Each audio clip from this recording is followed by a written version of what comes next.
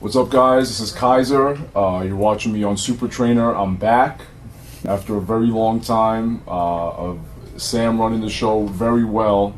I'm back to give you some content and take over for at least a few minutes. So my guest today is Seven Figure Sam. Sam, how does it feel to be on Super Trainer? Man, I'm honored, man. Yes, I'm sure I'm honored that yes. you gave me the chance to, even have Super Trainer. I really appreciate that. No, thank you, my man. So, you know what? That's really what I wanted to ask you, because it almost struck me as something kind of out of the blue when when we first started talking about this, and that you were actually interested in it. Everyone knows you. Everyone knows your story. People know you for years.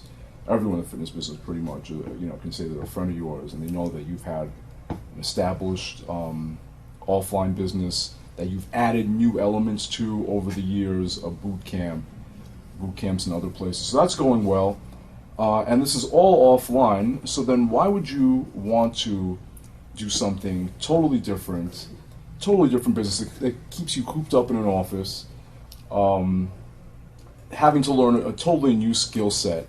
Why someone that's doing so well? Why would they shift gears like that? Oh man, Kaiser, you have to go there. Oh wow. I'm gonna ask you some tough questions. Oh, man. Wow. We just did an interview. You asked me some easy stuff. Now honestly, he has me in front of the camera. He didn't even know he was gonna ask me this question. But you want to know the real truth. Yes, let me hear it. Okay, well, the truth of the matter is that a lot of people in the past have asked me to coach them for their businesses and things like that because they saw the success that I'm having in my offline businesses. But I never did, because to me, a friend of mine at that time was doing fitness marketing. And I'm the type of guy who doesn't like to step on anyone's toes. I wouldn't come to New York and open up a boot camp in your town, or if one of my friends is doing something, I won't cross that line because I feel like they can do what they want to do. I'm going to do what I want to do, and I'm not going to get in their market. So, long story short, this is a tough question, but I'm going to tell you the truth. The same friend, basically orchestrated a boot camp in my town, opened up a boot camp in my town. And at that time, he never even told me he was going to do it. Now, this is a free country, and this is America. We all came here to better ourselves. And, but just the fact that, I never even got a notice. My wife was on the computer one day, and my wife said, "Hey, Sam, did you know that your friend, opened up a competing business with you in your own town? Your same friend that you've been friends with 7 years, and you've been given so many referrals to." And I pretended that that wasn't happening, and I pretended like I already knew about it. But in the back of my mind, because I never want my wife, to feel any kind of, don't ever want my wife and baby worry about anything. But I give that person about a month. I talk to him on a weekly basis to come out and say, "Hey, here's what I'm doing." But he never did. So I remember that day that I called you. I remember I just went to his office. I said, "Hey, we have a problem. We need to talk."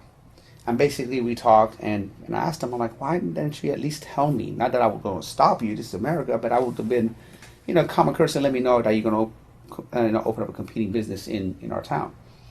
And basically what it came down to was, hey, if I do a business decision, I don't have to run it by you. And that's when I knew that I had to cut my ties. Wow. That's when I knew I had to cut my ties. So I basically told this guy that, you take business over friendship, I take friendship over business. And over the years, he have kind of stepped over the toes of a lot of the trainers, and nobody had the time or the platform to fight back, And so I thought about it. I'm like, you know what? I have nothing but time, and I don't have the platform, but let me see if I can buy one. Mm-hmm. So that's what I remember. Right from his office, I got into your car, and I made a phone call to you. Mm-hmm. I don't know if you remember the conversation. I remember asking you, Kaiser, I'm like, what are you doing with Super Trainer? Mm-hmm. Are you not really, because you were starting your offline business at the time. I just started, yeah. And you said, why? I'm like, well, I'm interested in buying it. You are really, and at that time you're like, well, let me think about it. I don't know if I want to sell it. But your exact words was, if I sell it to anyone, it will be to you. And I said, all right, just let me know, and let me know if it is for sale and how much.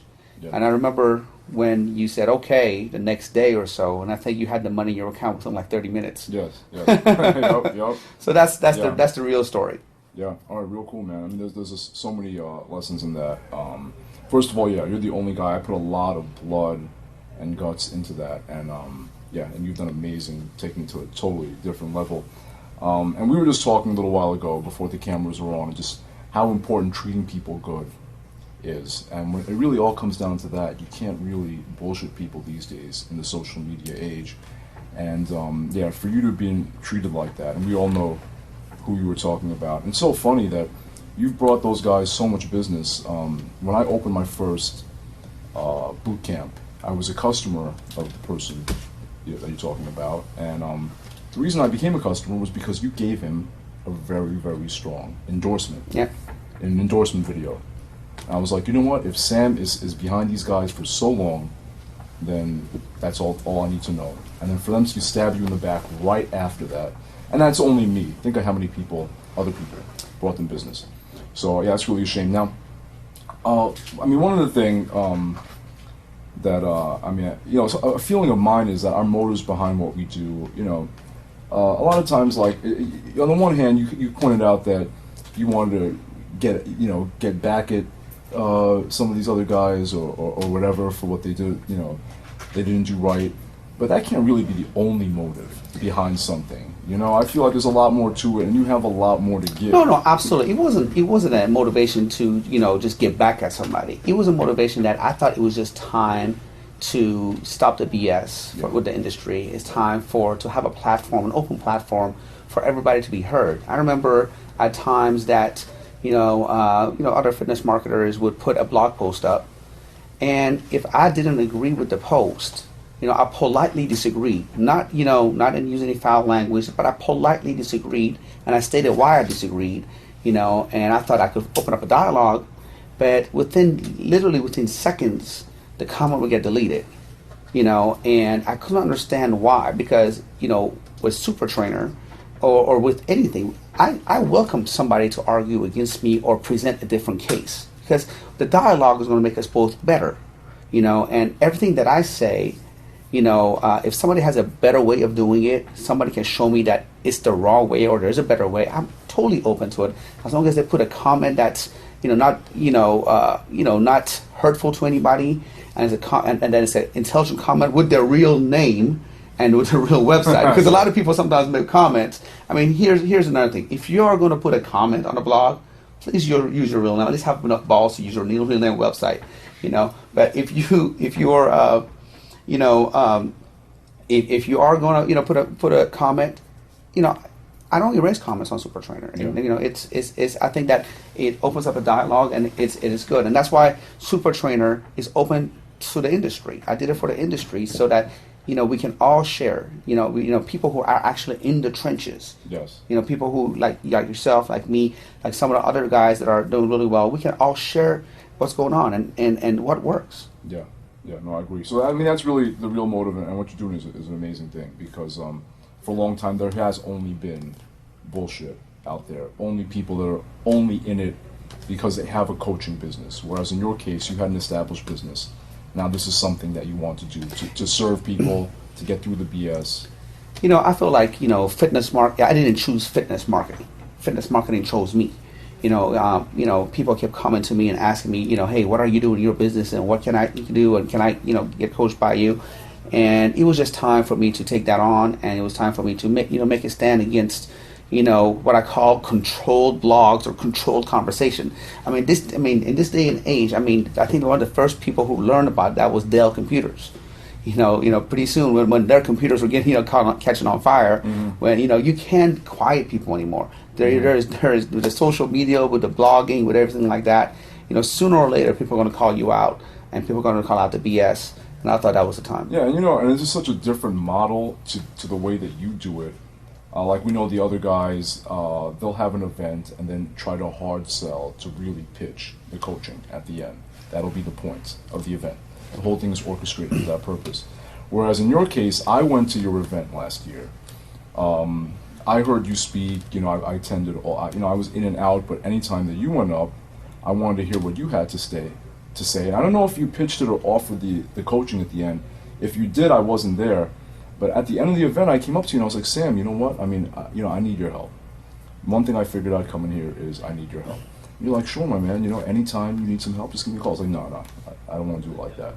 I want you to really coach me, and I want to pay you for it. So it's a different kind of thing where I'm trying to give you money. You're like, no, don't give me any money. But I'm impressed with your knowledge so much that I want to do it like that. Whereas in the other case, they're orchestrating something to extract money, which is slightly different. Not that there's anything wrong with, being good at what you do or selling something or anything like that, but just totally different. So I feel like that's a big difference with what you do. Well, I think that the days of hard selling is gone. People are all used to that whole, let me frame it here, and if he says this, say this, and he says that, say this, and present the price and don't say anything. The first person to say. I read all those books. People are the marketing is not working the same anymore, and the sales is not working the same anymore. I think the only differentiation is you actually care about people, you actually produce and have people's well-being in mind. And when I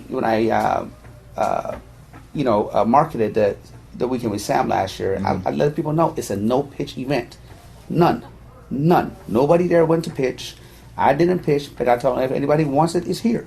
I'm not going to sit down and say one thing and do another. And I feel like, again, one of the best ways to market and sell is pull marketing. And, before the camera was rolling, I was telling you, I haven't done sales in my own business for a long time. And just a couple of days ago, we had a guy come in. My main guy was taking his mom to the hospital. And I actually got stuck actually selling. And I was wondering, man, do I remember all those techniques and all that kind of stuff? And I just took a totally different approach. The guy came in. All I did was listen. And just ask some good questions. And pretty much he said, hey, where do I sign? That was $6,000 later, I sold him that. Why can't we do the same thing? I think the pull marketing is a lot more attractive than push marketing. And same thing with sales. Pull sales and then pushy sales. Nobody likes that pushy sales people. Yeah. If you provide enough value and let them know you're there, they will come. I think one of the reasons why that is so attractive is because people are always looking for the magic bullet. They don't want to do the hard work. They don't want to pay their dues. How do you feel about that? Well, it's funny. I don't know about you, but all that 4-hour work week crap, all that, no offense to Chris. Chris is my boy. But even Chris found out that kickback life doesn't really work. Now Chris is actually getting there and working and all that kind of stuff. It's all fairy tale, and, for me, I came to this country when I was 11 years old. Back in my old country, I'm Persian, no matter what I did, and any day somebody can come take it all away. Now, I'm here. I got 24 hours a day. You have 24 hours a day. I can choose whatever I want to do. I'm going to choose to work hard. And it's not about like money and all that. It's about just wanting to better yourself, and wanting to just improve, and I don't, and that's one thing that's made us the top of the food chain as humans, because we have the ability to improve and get up and think for ourselves. And if you're not using that to your best, to your best advantage, then what's the difference between you and a cat or a tiger or whatever? Yeah. You know what I mean? So yeah, it's a no-brainer to me. Yeah. Cool. Very cool, man. So that's really I wanted to get into some of the things like related to your motivations of the side, motivations in the business, and this. Whenever I talk to you, we talk about the business stuff. But I always love talking to you about life and stuff like that, because I think that's one thing that when it comes down to a coach, not only are you looking for their knowledge, but it's got to be someone that I want to be like that person. You know what I mean? Or that person's living in a way or is grounded in a way that I admire. So you're really the only guy in the business I can say that about. Thank you. So I think that's one of the main things that sets you apart. So and that's just totally beyond anything beyond any website or business or anything like that. And that's another lesson I guess that you have to teach everybody. So at Weekend with Sam. He's also going to be your life coach. Shameless plug. Weekend with Sam, February 1st and 2nd. See you at Irvine. Yeah. See you guys there. Sam, thank you very much. I'll definitely be there. Always a pleasure, my man. Thank you so much, man. Thank you for being here. Awesome.